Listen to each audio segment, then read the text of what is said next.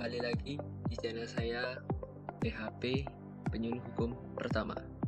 Bersama saya Dewa dari Kanwil Kementerian Hukum dan HAM Nusa Tenggara Barat. Pada episode kedua ini saya ingin mengulas tentang ketidakjujuran dalam pandemi COVID-19. Ketidakjujuran ini dalam hal pasien kepada petugas medis atau tenaga kesehatan. Baik, tidak berlama-lama, langsung saja kita masuk slide selanjutnya.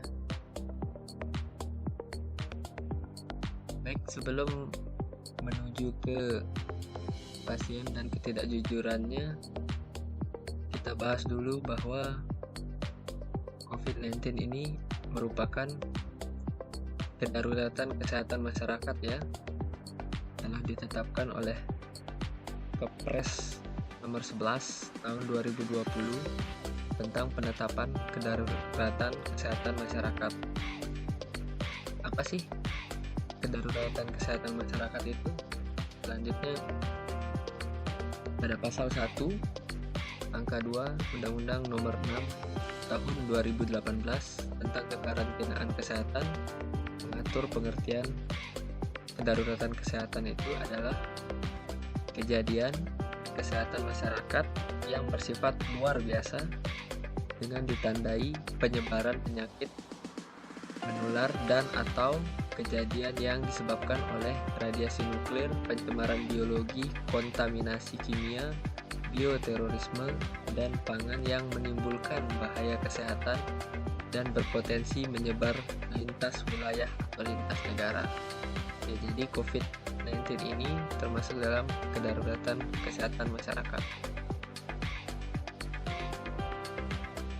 Ya, selanjutnya dalam situasi pandemi COVID-19 ini, petugas medis tentunya memiliki langkah-langkah untuk melakukan tindakan-tindakan yang dipandang perlu, misalnya untuk tracing atau pelacakan ODP maupun OTG. ODP ini orang dalam pemantauan, OTG ini orang tanpa gejala yang kemungkinan berhubungan dengan pasien terkonfirmasi positif COVID-19.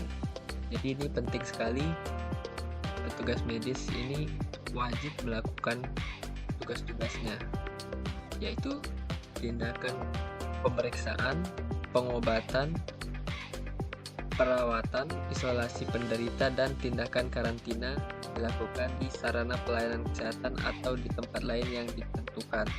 Ini bunyi pasal 12 Peraturan Pemerintah Nomor 40 Tahun 1991 tentang penanggulangan wabah penyakit menular.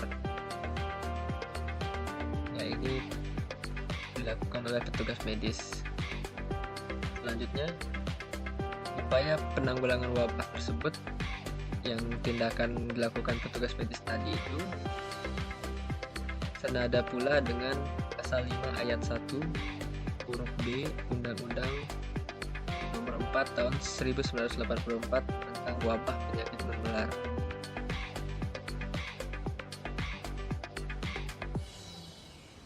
Ya, ini adalah kasus ketidakjujuran pasien kepada petugas medis.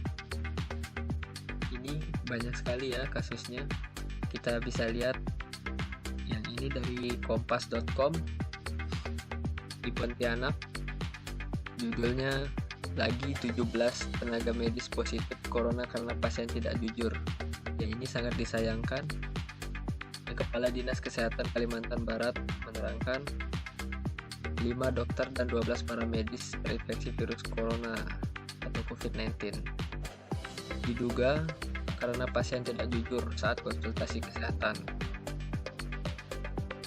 Selanjutnya ada lagi di Karawang, karena pasien tak jujur dan tak pakai masker, 14 tenaga medis terpapar. Ya, ini kasus lain lagi dan banyak lagi kasus serupa Jawa Tengah, lalu di Sulawesi Utara, di Jogja dan sebagainya. Ya, ini ketidakjujuran ini sangat disayangkan ya, padahal petugas medis kan garda terdepan dalam penanggulangan COVID. Jadi kita semestinya harus mendukung, jangan sampai kita tidak jujur dan malah menghambat atau bahkan membahayakan petugas medis.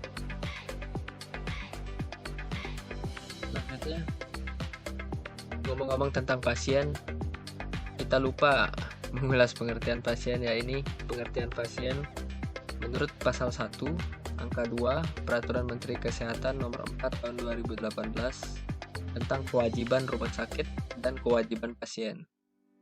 Yap, berbunyi, pasien ini adalah setiap orang yang melakukan konsultasi atas masalah kesehatannya untuk memperoleh pelayanan kesehatan yang diperlukan, baik secara langsung maupun tidak langsung di rumah sakit. Ya, ini pengertian pasien menurut Permenkes 4 2018 tadi. Nah, selanjutnya apa sih kewajiban pasien? Nah, ini di sini kita bisa kaitkan dengan permasalahan-permasalahan tadi secara hukum. Peraturan Menteri Kesehatan tadi pada pasal 26 terdapat 7 kewajiban pasien. Nah, pada huruf D ini memberikan informasi yang jujur, lengkap, dan akurat sesuai dengan kemampuan dan pengetahuannya tentang masalah kesehatannya. Ya, saya highlight ini yang huruf D karena di sini letak permasalahannya. Pasien di sini tuh wajib memberikan informasi yang jujur, lengkap, dan akurat. Apabila seorang pasien tahu dirinya sehabis kontak dengan orang yang terpapar COVID-19, namun secara sadar ataupun kepada petugas medis secara sadar berbohong atau menyembunyikannya, itu berarti tidak jujur ya. Nah, ini selain pasien, setiap orang yang lainnya tuh juga wajib berperan serta dalam pelaksanaan upaya penanggulangan wabah sesuai dengan bunyi pasal 21 Peraturan Pemerintah nomor 40 tahun 1991 tentang penanggulangan wabah penyakit menular. Ya, selanjutnya untuk pasal 22-nya, peran sertanya dibeberkan sebagai berikut: memberikan informal adanya penderita atau tersangka penderita penyakit wabah, membantu kelancaran pelaksanaan upaya penanggulangan wabah, menggerakkan memotivasi masyarakat dalam upaya penanggulangan wabah, dan kegiatan lainnya. Ya, ini kita semua berarti wajib berperan serta. Jangan sampai kita mengganggu kelancaran, bukan membantu, malah mengganggu ini. Jangan sampai kita seperti itu ya, teman-teman. Bahkan kalau bisa kita saling menggerakkan masyarakat, memotivasi untuk bersama-sama menanggulangi wabah ini. Karena ini adalah masalah kita bersama. Nah, kita langsung ke jerat hukum ini karena tadi sudah dijelaskan beberapa kaitan-kaitan mulai dari pengertian pasien, lalu kewajiban pasien. Nah, sekarang apabila kewajiban itu tidak dilaksanakan atau dilanggar, ini ada jerat hukumnya, yaitu pasien yang tidak jujur atau berbohong tentang informasi kesehatannya sehingga menghalangi penanggulangan wabah COVID-19, padahal yang bersangkutan patut diduga terinfeksi atau membawa COVID-19 di dalam tubuhnya. Ya, ini pasal 14 ayat 1 atau ayat 2 Undang-Undang Nomor 4 Tahun 1984 tentang wabah penyakit menular. Ini diatur sanksinya ada 2. Ya, yang pertama dengan sengaja, yang kedua karena kealpaannya.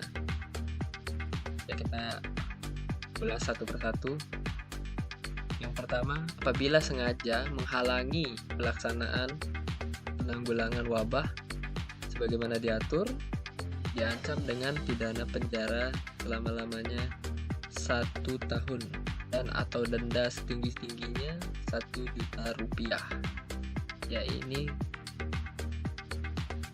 bisa dipidana ya dengan penjara paling lama tuh 1 tahun, dendanya paling banyak 1 juta rupiah. Dan yang kedua, apabila karena kealpaannya bukan karena kesengajaannya, ini unsurnya berbeda ya. Apabila nanti terbukti sengaja, berarti poin A yang dipakai huruf A. Apabila tidak sengaja atau alpa, kealpaannya ini digunakan huruf B, yaitu diancam dengan pidana kurungan selama-lamanya 6 bulan dan atau denda setinggi-tingginya Rp500.000. Ya, ini jangan sampai salah satu dari kita terjerat hukum akibat tidak jujuran, kebohongan atau menyembunyikan informasi yang berkaitan dengan COVID-19 ini. Ya, ini kita lanjut lagi.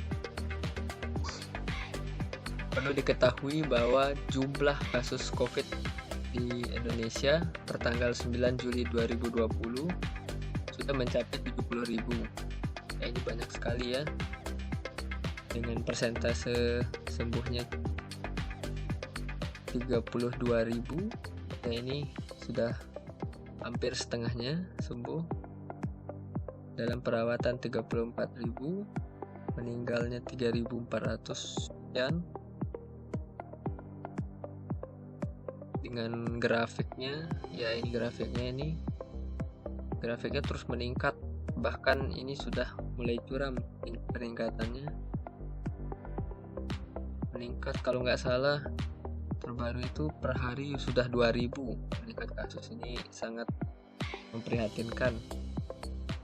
Perlunya kesadaran kita semua di sini ya.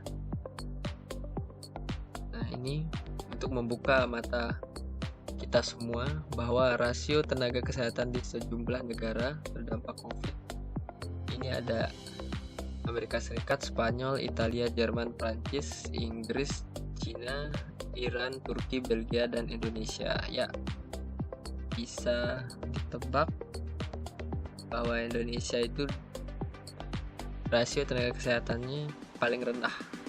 Ya, ini maksudnya tuh dalam 1.000 penduduk, per 1.000 penduduk hanya ada 0,4 dokter.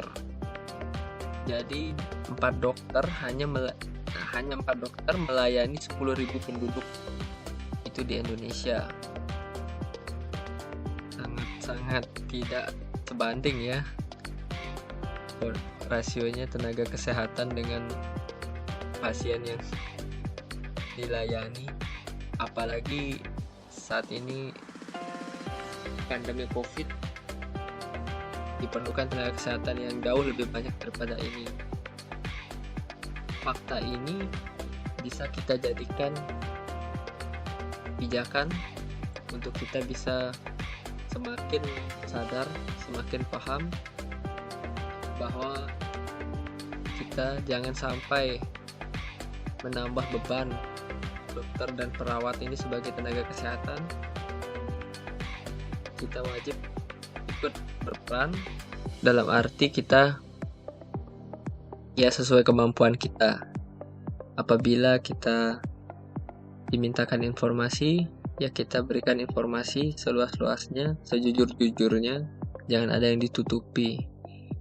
Karena peran kita semua ini bisa berpengaruh signifikan terhadap penanggulangan COVID-19 secara nasional. Baik, sekian paparan dari saya. Semoga ada manfaatnya. Terima kasih.